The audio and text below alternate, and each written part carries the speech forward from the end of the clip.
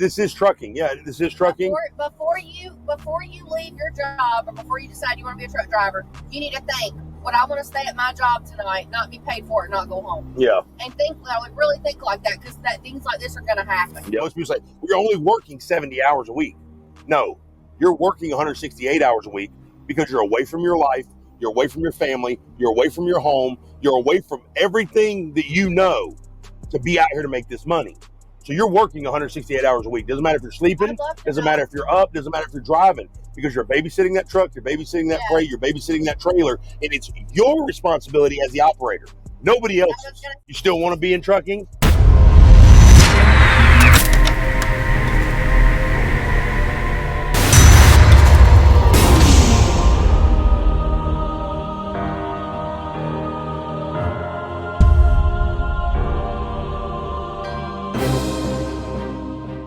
What's up, guys?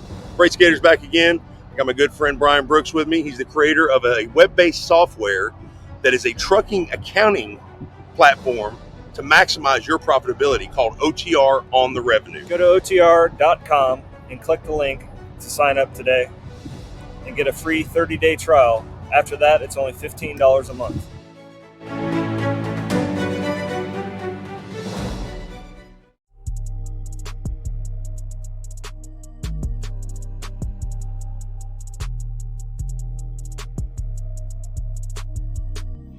Every day is not going to be a $5 a mile load. And this is the one reason why me and my wife haven't stepped out, went to another carrier to get that extra 10% in revenue or whatever it is, because it's pretty much the same all over. It's evened out.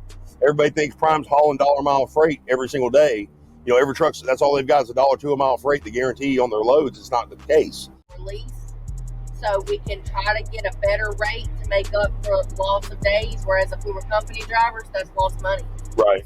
I mean, you can't go back and drive miles. Yeah, but this is where the frustration is with a lot of people here at Prime, is because you don't have that information. If you're not, you can even request it sometimes, and them just be like, well, you know, that's all we got. You know, and it's just not. You don't have the information to make a good business decision sometimes.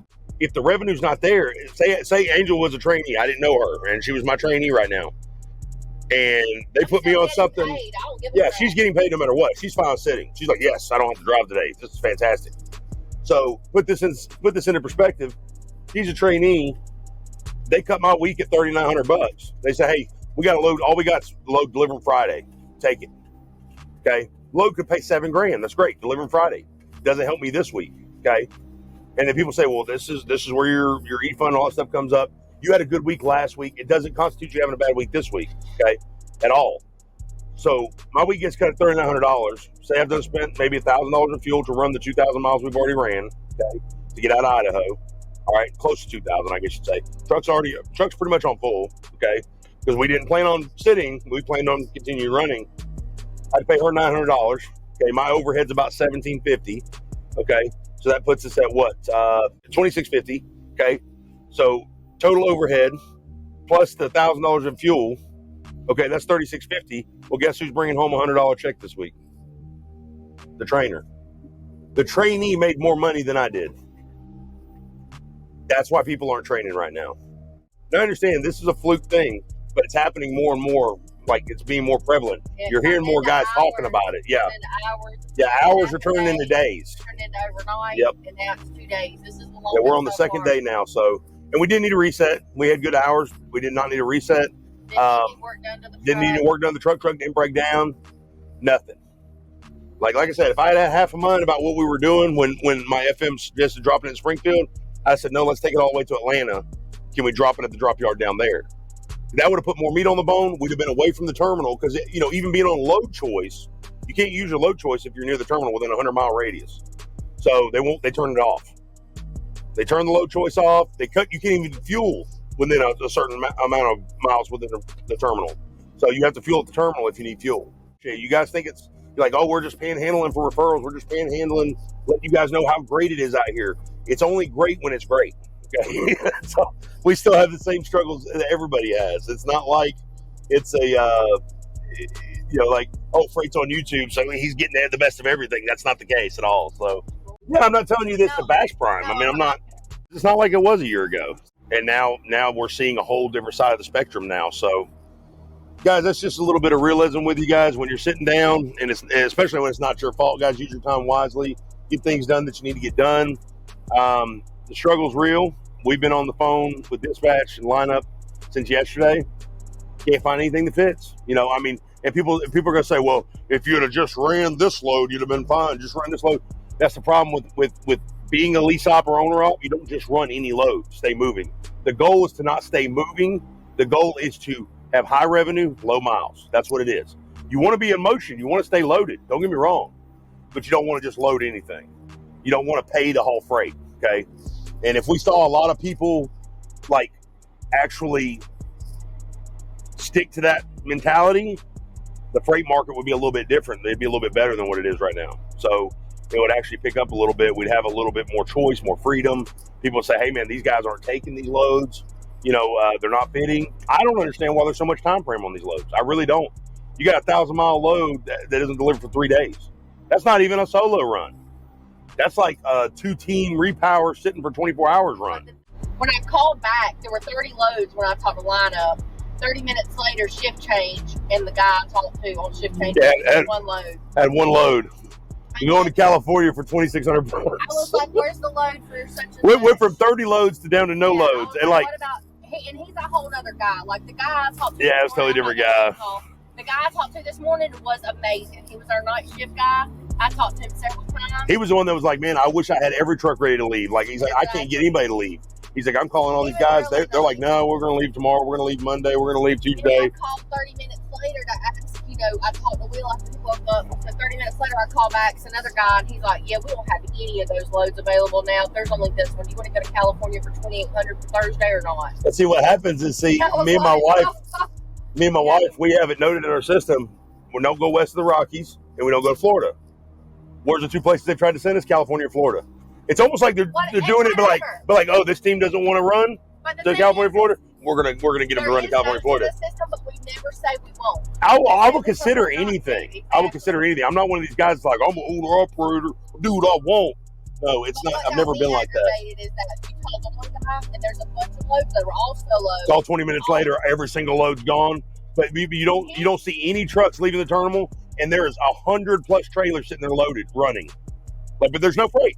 There's no freight. He's like, you denied a load yesterday. This is all I got. Yeah, he actually said that. He said, well, weren't you offered a Florida load yesterday when you got here? Like he was my wife's like, yeah, but we didn't. The only reason we didn't take it was because he cut me off. I was trying to explain. Yeah, so he's like, she's like, the only reason we didn't take it was because last time we went to Florida a couple weeks ago, we got stranded for $800. But that's fine. That's whatever. Yeah. So no, we don't have anything else right now.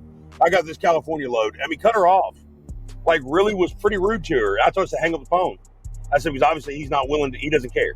So we got back with our dispatcher, our weekend dispatcher. He's looking for us, but yeah, I mean, it's, we do talk cupcakes and brownies out here, but I mean, and Prime's a good company. If you're coming trucking, come to Prime. But there's a lot of opportunity here. Don't get me wrong, but there's a lot of things that you're not. I say this all the time. There's a lot of things you're not gonna like. Today, I don't like today. No. I don't like yesterday. I don't like the guy talking. I don't like what's happening right now. I don't like sitting. I don't like looking at 100+ trailers in the yard and I can't move. As a team truck with unlimited potential, it makes absolutely no sense. Not only are we sitting and we're not making money and we're not doing anything like really productive, I don't know, but we're not even with our family. Yeah, we're not with our family. Stuck. I mean, I'm 800 miles away from home. Yeah, you're stuck, like, pretty much. I mean, like, imagine going to work and not being able to leave and see your family, and you're not getting paid for it. Like, they say, hey, you have to spend the night here. We're not going to pay you for it, and you can't go home either. Yeah. Like, this is, like, real crap that happens out here. It's just part of trucking, but, it is. I mean, if you're not moving and you're not making money, you're going to have crap like this that really starts making you get aggravated. Yeah, I mean, with the industry. And being with Prime, they have that control aspect with the loads, and the contracts, and the customers, and the freight. So I can't just jump out on a board and say, "Hey, I'm leaving. See you later." Yeah. Well, I could take off in Deadhead. I could just bobtail Deadhead somewhere and piss everybody off, and they'd be like, "Hey, here I am. I'm in Illinois now." So figure it out. But like, really, what does that do again to me? First of all, I'm still not making money, and now I'm spending more money to move. Well, so it's a damn if you do, damn if you don't situation. Any company, if you lease based on a Landstar, you know, and they don't have freight. I don't really know how Landstar works. That's probably not a good thing to say, but you know, if you're at Stevens or something and they don't have freight, well, if they don't have freight, you don't have freight, and that's what sucks. Right. So if the boat stops, you're stopping with it. You can't say, you know, bon voyage. I'm gonna go do my own thing. Exactly. Yeah. You know, like I can't just take my truck and be like, hey, that guy looks like he needs to move that tractor over there. I'll go move that. I was looking at load boards earlier, and there is freight in this area. It was due to pick up yesterday, some today. There is freight in this area. It's just not Prime's customers. Yeah. Like if you are available for dispatch, your truck is solid, ready to go. You should not be sitting, and you shouldn't have to beg to work the way you want to work. You know what I'm saying? But these are the struggles that we encounter out here. It's probably with every company. This is not a bash on Prime. No, it's not a bash on Prime. This is trucking. Yeah, this is trucking. Before you leave your job, or before you decide you want to be a truck driver, you need to think, would I want to stay at my job tonight, not be paid for it, not go home? Yeah. And I would really think like that, because things like this are going to happen. Yep. And when you think about it, if you're a solo driver, I've said this several times before, there's 168 hours in a week, okay? 7 days, 24-hour days, there's 168 hours. So you are available for dispatch for those 7 days, okay? You can only drive 70 hours a week. Most people say, well, you're only working 70 hours a week. No, you're working 168 hours a week because you're away from your life, you're away from your family, you're away from your home, you're away from everything that you know to be out here to make this money. So you're working 168 hours a week. Doesn't matter if you're sleeping. Doesn't matter if you're up. Doesn't matter if you're driving. Because you're babysitting that truck. You're babysitting that freight. You're babysitting that trailer. And it's your responsibility as the operator. Nobody else. I was going to say, tell me how you're off the clock when someone hits you in a truck stop. Yeah, and you got to get up. You got to get up. Well, that's illegal to have to get up during your sleeper berth and handle business, work-related. It don't matter. Yeah, you're going to break a lot of laws out here for sure. So if you bring home $2,000 a week, I mean, I don't know how many of you guys are at home making $2,000 a week, not driving, okay? Out of the trucking industry, period, not driving. $2,000 a week divided by 168 hours, you made $11.90 an hour. You traded 168 hours of your life for $11.90 an hour. You still want to be in trucking? People don't look at it in that perspective. Well, right now we're burning fuel just to be comfortable. Yep, burning fuel just to be comfortable, whether the APU's running around, doing the errands we got to do, and I'm not, nobody's paying for that but us, okay? This part of it being out here. The whole point of this video is we're not bashing Prime. I'm telling you how the industry is and how it is here at Prime as well. This is it. Like, this is the real deal. So you've got a team truck with unlimited potential, unlimited time, unlimited ability to do whatever we need to do from now until Wednesday, and we are sitting in Springfield, Missouri, not making money, and it's out of our hands. So there you go, guys. That's how it's going today. It's going to be better. It's going to get better. We're gonna sit by and see what's going on. We want that $10,000 load. Yeah. Yeah, if anybody from Prime is watching this, we need that 10K load for Wednesday for sure, man. Anyways, take and evaluate everything about every situation and pull out the information that you know and find out what's the best course of action. Like I said, if this load that we hauled in from Idaho, my fault, I should have said, hey, let's see if we can run it down to the Atlanta yard, drop it, get most of the meat off the bone. No, that's my fault because I wanted a Chobani load and I should have pitched a fit for it. I told you we should have got Chobani. Went to New York, pulled Chobani. I understand that, but the Chobani wasn't even an option. Well, we should have told them, look, we know. Regardless, the way things stacked up, I should have dropped this in Atlanta. Okay, so if we would have had to sit, we would have at least been at home taking care of stuff we need to take care of home, and been ready for dispatch immediately. But we'd also got most of the meat off the bone off that Idaho load as well. So, and we would have been away from the terminal.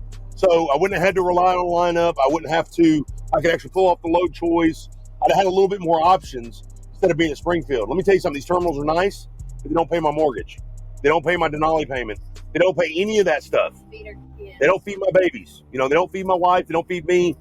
These terminals are nice, but they don't pay my bills. Okay, guys? They're nice for pass-throughs. It was nice yesterday for a few hours to chill out and enjoy the terminal. But by last night, I was like, all right, where's that load at? Look, I'm ready to go. And then last night, I kept checking my phone for loads. And then at 4 this morning, I called the lineup. And then at 8 this morning, I called lineup. Like, I'm getting antsy. I'm ready to go. Right. So, guys, that's it, man. Thank you guys so much for watching. I really appreciate every single one of you guys. Let me know in the comments down below what you would do if you were sitting for 24 hours as a team truck. And let me know how you would handle it, guys. And if you're out there on this road right now, sitting with us, let me know in the comments below.